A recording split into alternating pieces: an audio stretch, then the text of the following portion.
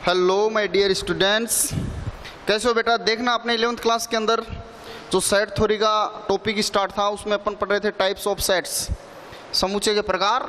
और उसमें आज अपन नेक्स्ट जो समूचे वो ले रहे हैं सार्वत्रिक समूचे। अपन ने उप समूचे पढ़ा था और उप समूचे से अपन ने तुरंत बनाया था घात समूचे, शक्ति समूचे। आज मैं पहले बात करते हैं अपने सार्वत्रिक समूचे की और उसके बाद में अपन लेते हैं पूरक समूचे। तो देखना बोर्ड पे ध्यान से, सार्वत्रिक समूचे यानी यूनिवर्सल सेट ये क्या होता है। सपोज करो बेटा कि अपने पास कोई एक सेट है ए और इसके अंदर अवयव हैं 1, 2 और 3। सेकंड सेट अपने पास है बी और इसके जो एलिमेंट है वो है अपने पास 4, 5 और 6। और तीसरा जो अपने पास सेट है सी, इसमें अपना अवयव ले रहे हैं 2, 4 और 7। क्लियर। अब देखो अपन एक ऐसा समूचे बनाते हैं कि उस समूचे में इन तीनों समूचे के सारे अवयव विद्यमान हो। अब अपन एक ऐसा समूचे बनाते हैं कि उसमें इन तीनों समूचों के सारे अवयव विद्यमान हो। तो बनाएंगे, देखो 1, 2, 3 आ गए इसके, फिर 4, 5, 6 इसके अवयव आ गए और 7। देखिए जी, इसके अवयव भी इसमें सारे मिल रहे हैं, इसके भी मिल रहे हैं और 2, 4, 7 भी मिल रहे हैं। इस समूचे का नाम अपन लिखेंगे U। अब देखो ये 3 समूचे हैं A, B और C। इन तीनों समूचों के समस्त अवयव इस समूचे में विद्यमान हैं। तो ये जो U है बेटा, ये U, A, B और C इन तीनों समूचों का क्या हो गया, सार्वत्रिक समूचे, यूनिवर्सल सेट हो गया। क्लियर। तो इसकी परिभाषा अपन बताएंगे कि विचाराधीन वे सभी समूचे जिनका अवयव, जिनके सदस्य, जिनके अवयव किसी एक समूचे में विद्यमान हो तो वो समूचे इन सब का सार्वत्रिक समूचे कहलाएगा। क्लियर। और देखना बेटा, इसके सभी अवयव इसमें मौजूद है तो ए यू का उपसमूचे भी है और बी के सारे अवयव भी इसमें है तो बी इसका उपसमूचे भी है और सी भी इसका उपसमूचे है। तो एक बात यहाँ से क्लियर हो गई अपनी कि इन सभी समूचों के अवयव अगर इसमें विद्यमान है तभी तो यू इन सब का सार्वत्रिक समूचे होगा और यू इनका सार्वत्रिक समूचे होगा तो बेटा ये जो विचाराधीन जो भी समूचे ये इनके उप समूचे होंगे। क्लियर। अब देखिए एक बात आती है पूरक समूचे की। ये पूरक समूचे क्या होता है, बोर्ड पे ध्यान से देखना। पूरक समूचे बेटा देखिए, आपने बेटा ये सी लिया, ए जो समूचे लिया है इसमें अवयव है आपके पास 1, 2 और 3 और यू में अवयव है ये। अब अपन पढ़ रहे हैं पूरक समूचे। पूरक समूचे, इससे जस्ट पहले अपन थोड़ा सा डिस्कस करेंगे अंतर समूचे पर। ठीक है, एक बार आप यहां आइए। अंतर समूचे देखना बोर्ड पे, ये आपके पास सपोज करो कोई समूचे ए है और इसके अंदर ये अवयव हैं ए, बी, सी, डी। क्लियर बेटा। और सेकंड सेट आपके पास है बी और इसमें अवयव हैं आपके पास ई, बी, डी, एफ। क्लियर। देखिए मैंने आपको बताया था कि अगर अंग्रेजी वर्णमाला के अक्षरों को, यदि अंग्रेजी वर्णमाला के अक्षरों को समूचे में अवयव की जगह लिखते हैं तो स्मॉल लेटर से और समूचे का नामकरण अंग्रेजी वर्णमाला के कैपिटल लेटर से होगा। यानी अगर समूचे का नाम लिख रहे हैं तब तो अंग्रेजी वर्णमाला का बड़ा अक्षर लेंगे और अगर अंग्रेजी वर्णमाला के अक्षरों को समूचे के अंदर या अवयव की जगह लिख रहे हैं तो इनको छोटे अक्षर से लिखेंगे। क्लियर। अब बोर्ड पे देखना, ये अपन ने कोई 2 समूचे लिए हैं ए और बी। अब मैं ये बोलूं कि आप ए और बी का अंतर समूचे याद करो। ए और बी का अंतर समूचे का मतलब है बेटा कि आप ए में से बी के मानों को घटा दो। ध्यान से सुनना, ए में से बी वाले मानों को घटा दो, यानी ए में अगर बी के कोई अवयव है तो इनको हटा दो और बचे हुए मानों को यहां लिख दो। ए माइनस बी का मान आ जाएगा। देखना ए के अंदर बी के अवयव कौन कौन से आ रहे हैं बेटा, एक तो बी आ रहा है, एक डी आ रहा है। इन दोनों को अगर हटा दें अपन ए में से घटा रहे हैं तो ए में से हटा रहे हैं। अगर बी के जो अवयव हैं उनको ए में से हटा दें तो उसके बाद में क्या बचेगा, ए और सी ये बचेगा। क्लियर। ऐसे देखना आपसे कोई पूछ ले कि बी माइनस ए ज्ञात करो, तो अब आप बी में से ए घटा रहे हो, इसका मतलब अब समूचे बी में से ए के मानों को हटाएंगे। छोड़ देंगे तो छोड़ दो। देखिए अब बी के पास जाइए और देखिए इसमें ए के मान कौन कौन से आ रहे हैं। ए आ रहा है, नहीं आ रहा, बी आ रहा है, सी नहीं आ रहा, डी आ रहा है। इसका मतलब बी और डी आ रहे हैं। तो फिर बी में क्या बचेंगे, ई और एफ। ये था अंतर समुच्चय। क्लियर। अब देखना जब समुच्चय की मैं संक्रिया बताऊंगा तब इनसे रिलेटेड कुछ संक्रिया बताऊंगा। अभी मैंने आपको सिर्फ इसका एक जनरल इंट्रोडक्शन दिया कि अंतर समुच्चय कैसे ज्ञात करते हैं, क्योंकि ये यहाँ काम आएगा अपने पूरक समुच्चय में। तो देखिए बेटा कि ए के समस्त अवयव यहाँ यू में मौजूद हैं, तो ए यू का उप समुच्चय है। अपन इसको ऐसे लिखेंगे, ए सबसेट यू, ए यू का उप समुच्चय है। क्लियर। अब सुनो बेटा, अगर मैं u में से a के मानों को घटा दूं, अगर मैं u में से a के अवयवों को घटा दूं तो बेटा जो अवयव बचेंगे u में उनसे जो समुच्चय बनेगा उसको बोलेंगे a का पूरक समुच्चय, जिसके ऊपर यहाँ डेस या ये संकेत या ये संकेत लगा के अपन नोटेड करते हैं, पर ज़्यादातर अपन यही संकेत काम में लेते हैं। क्लियर। तो ये ए डेस है, u माइनस ए। क्लियर। अब देखना बोर्ड पे ध्यान से, बोलिए जी अगर आपको ये कहे कि u आपके पास कोई एक सार्वत्रिक समुच्चय है, ध्यान से सुना मेरी बात को, u आपके पास कोई एक सार्वत्रिक समुच्चय है और a इसका उप समुच्चय है, तो आप a का पूरक समुच्चय ज्ञात कीजिए। तो बोलो a का पूरक समुच्चय कैसे ज्ञात करेंगे, u में से इस a के मानों को छोड़कर बचे हुए जो मान है वो लिख देंगे। u में से a के मानों को छोड़कर जो बचे हुए मान है वो यहाँ लिख देंगे। इसका a का पूरक समुच्चय अपने पास आ जाएगा। तो देखिए बेटा लिखो, a के अंदर 1 2 3 है, वो इसमें से छोड़ देंगे तो क्या बचेगा, 4 5 6 और 7 ये मान बचेंगे। ये आ गया a का पूरक समुच्चय, समुच्चय a का पूरक समुच्चय a डेस। क्लियर। तो इसका मतलब ये हुआ, देखो यहां से बहुत शानदार क्वेश्चन बन रहा है बेटा। आपका क्वेश्चन ये है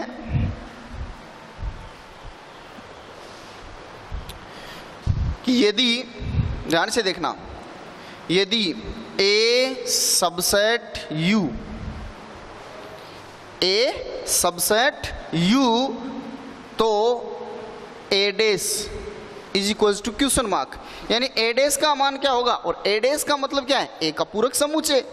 अब आपको इस क्वेश्चन में इस बंदे ने ये बताया है कि आपके पास में कोई एक सार्वत्रिक समुच्चय u है और इस सार्वत्रिक समुच्चय का कोई एक पूरक इसका कोई एक उप समुच्चय है, वो है a। आपके पास एक सार्वत्रिक समुच्चय u है और इसका एक उप समुच्चय है वो है a। आप a का पूरक समुच्चय बताओ। तो बेटा किसी भी समुच्चय का जब पूरक समुच्चय ज्ञात करते हैं तो अपन क्या करते हैं, उस समुच्चय के अवयवों को सार्वत्रिक समुच्चय में से हटा देते हैं और बचे हुए अवयवों का समुच्चय ही उसका पूरक समुच्चय कहलाता है। तो बोलिए a dash is equal to क्या होगा, u माइनस a होगा। ये आ गया a डेस। तो ये था आपका पूरक समुच्चय। क्लियर। अब इसके बाद में लेते हैं अपन, देखिए अंतराल। अंतराल क्या होता है,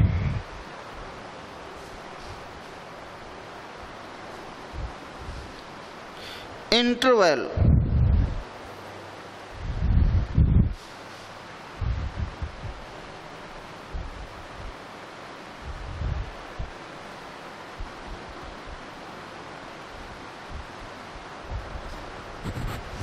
ठीक है। उसके बाद में अपने बच्चे में है संघ समुच्चय, उभयनिष्ठ समुच्चय, ठीक है। इनसे रिलेटेड जो भी ऑपरेशंस हैं वो अपन देख लेंगे, है ना। तो देखना अंतराल यानी इंटरवल, अब आप खुद ही देखते हो अंतराल का मतलब होता है गैप, ठीक है। यहां समुच्चय के अंदर अंतराल क्या है इसको देखना कि देखो अपन ने समुच्चय निर्माण की दो विधियां देखी थी बेटा। एक तो थी रोस्टर रूप, रोस्टर नियम, सारणीबद्ध नियम, और दूसरा था वो था समुच्चय निर्माण विधि। रोस्ट रूप में तो अपन क्या करते थे, समुच्चय में भाग लेने वाले सभी अवयवों को मजले कोष्ठक में दर्शाते थे। लेकिन समुच्चय निर्माण रूप या जो नियम रूप है उसमें अपन क्या करते हैं कि समुच्चय के अंदर एक ऐसा नियम लिख दिया जाता है, बता दिया जाता है कि अपन उससे ये पता कर सकें कि इसमें कौन कौन से अवयव आएंगे। क्लियर। तो देखना इंटरवल, इंटरवल का मतलब ये होता है कि जैसे आप ये बताओ कि मेरे पास में ये कोई एक संख्या रेखा है जो माइनस अनंत से प्लस अनंत तक जा रही है, और मुझे इस पे मान लो मान लेने हैं माइनस के 5 से लेके प्लस के 8 तक। क्लियर। -5 से लेकर +8 तक मान लेने हैं, तो इसका मतलब मैं यहाँ से स्टार्ट करके यहाँ तक मान लूँगा, तो ये एक निश्चित गैप हो गया इनके बीच का। इसको अपन बोलते हैं अंतराल। यानी आप कोई भी दो फिक्स मान कर लो और उनके बीच में आप इसको मतलब कितने मान ले रहे हो, आप सपोज करो इसके बीच में अपन लेंगे, आप देखो -4, -3, -2, -1, 0, फिर +1, 2, 3, 4, तो बीच में कितने गैप आ रहे हैं, कितने अंतराल आ रहे हैं, तो ये पूरा एक अंतराल हो गया अपने पास, ठीक है। अब इस अंतराल को दर्शाने के लिए अपन दो तरीके काम में लेते हैं, जिसमें नंबर 1 तो है खुला अंतराल और नंबर 2 है बंद अंतराल। क्लियर। तो आप बोर्ड पे देखना नंबर 1 खुला अंतराल।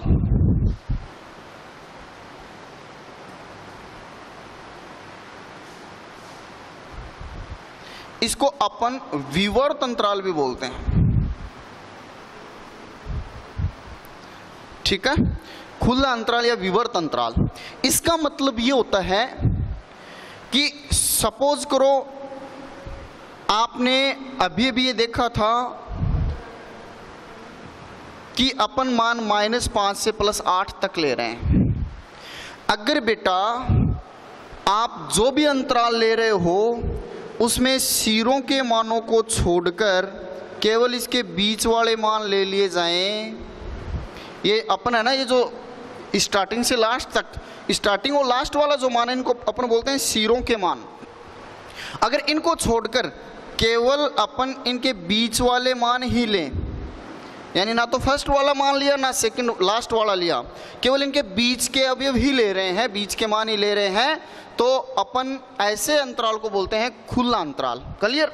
यानी अब अपन इसकी परिभाषा बना सकते हैं कि वह अंतराल जिसके अंदर अपन सिरों के मानों को छोड़कर केवल उनके बीच वाले मानों को लें तो वो खुला अंतराल कहलाता है।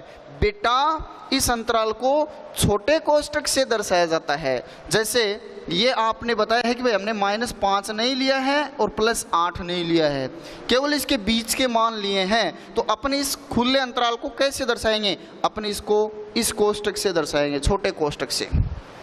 तो इसका मतलब ये हुआ कि आपने जो अवयव लिए हैं वो -5 और +8 के बीच के अवयव लिए हैं, -5 और +8 को नहीं लिया है। क्लियर। सपोज करो अब जैसे मैंने आपको ये बोला कि A एंड B छोटे कोष्ठक में ये दर्शा दिया, तो ये खुले अंतराल में मैंने A और B को दर्शाया है। अब मुझे मान लो कोई अवयव X की जगह मान लेना है, तो मैं क्या करूँगा कि A से बड़ा और B से छोटा ही लूँगा, X की जगह जो मान लूँगा वो, A और B को इसमें शामिल नहीं किया जाएगा। क्लियर। तो ये था खुला अंतराल। ऐसे अपन बात करें बंद अंतराल की, और जो भी मान लिए जाते हैं अपन संख्या रेखा पर दर्शाते हैं तो उनको गहरी लाइन से दर्शाएंगे। अगर अपन -5 भी लेते तो इसको भी पूरा ब्लैक कर लेते हैं अपन गोले को, और इसको भी लेते तो पूरा ब्लैक। अगर अपन नहीं ले रहे हैं तो इसको खाली छोड़ देंगे, ठीक है। अब नंबर 2 पे लेते हैं अपन बंद अंतराल।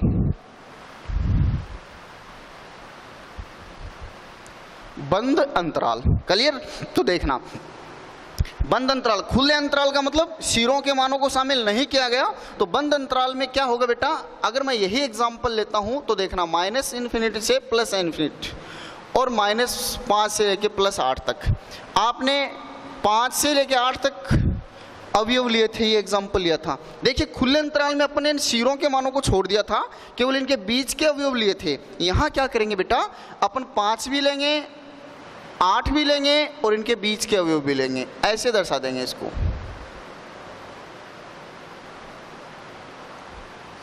तो देखो मैंने 5 को भी ब्लैक कर लिया, एकदम गहरा काला कर लिया, 8 को भी कर लिया, इनके बीच के में ये जो लाइन है इसको भी गहरा कर दिया है। ठीक है, तो अपन यहाँ कह सकते हैं कि -5 भी ले रहे हैं +8 भी ले रहे हैं और इनके बीच में जो भी अवयव आ रहे हैं उनको भी अपन ले रहे हैं।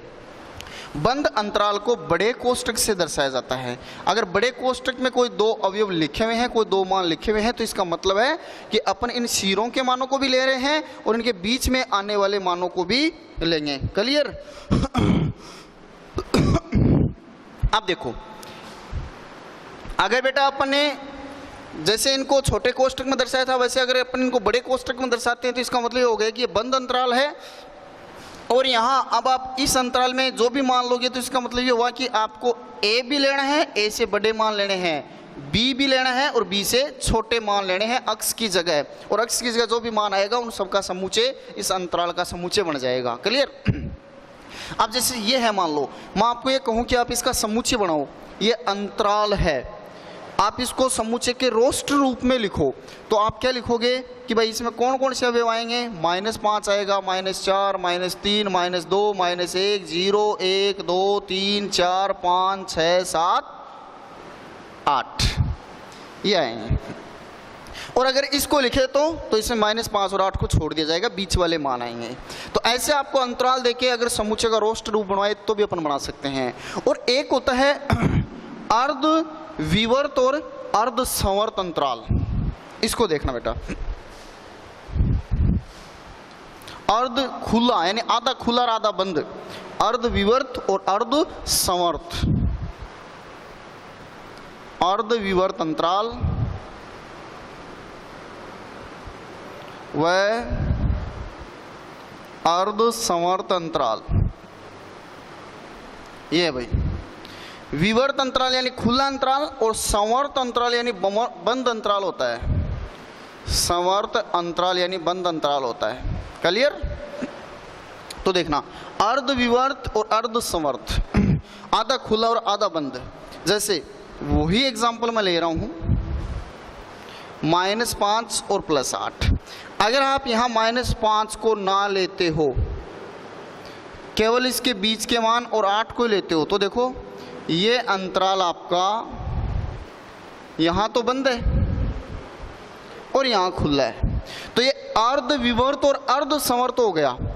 ठीक है, यानी एक तरफ का मान नहीं लेना है, एक तरफ का मान लेना है, बीच के मान तो ले रहे हैं। अब सुनना मेरी बात, अगर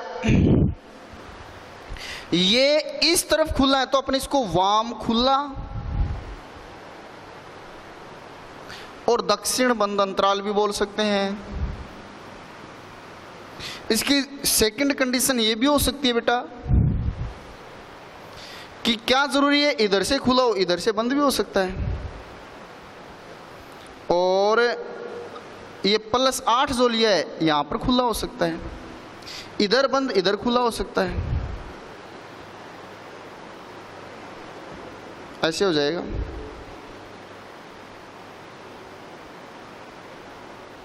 ठीक है, अब इसमें देखो वाम तो है बंद,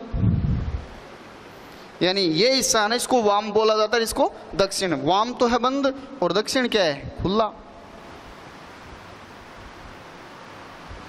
ठीक है, अब आप ये बताओ इस अंतराल को अपन कैसे लिखेंगे? इस अंतराल को लिखेंगे -5 की तरफ छोटा कोष्टक और +8 की तरफ बड़ा कोष्टक, क्योंकि बंद अंतराल को बड़े कोष्टक से और खुले अंतराल को छोटे कोष्टक से दर्शाया जाता है। इसका मतलब क्या हुआ कि यहाँ आप अक्ष की जगह कोई भी अवयव ले रहे हो। अक्ष में क्या ले रहा हूँ? एक्स का मतलब है कि मुझे समुच्चय बनाने के लिए जो अवयव चाहिए वो कौन से लेने हैं, उसके लिए एक बार मैं अननोन सिंबल अक्ष ले रहा हूँ। यानी कहने का मतलब है कि अपनी इस अंतराल से जो समुच्चय बनाएंगे उसमें कौन से मान आएंगे उनको मैं एक बार अक्ष लिख रहा हूँ, और इस अक्ष की जगह जो मान आएंगे वो समुच्चय में आएंगे। तो इसका मतलब यहाँ आपको 5 माइनस का नहीं लेना है, प्लस का 8 लेना है। इसको ऐसे शो करेंगे। इसको अगर दर्शाएं तो इसको ऐसे दर्शाएंगे -5 की तरफ बड़ा कोष्टक +8 की तरफ छोटा कोष्टक।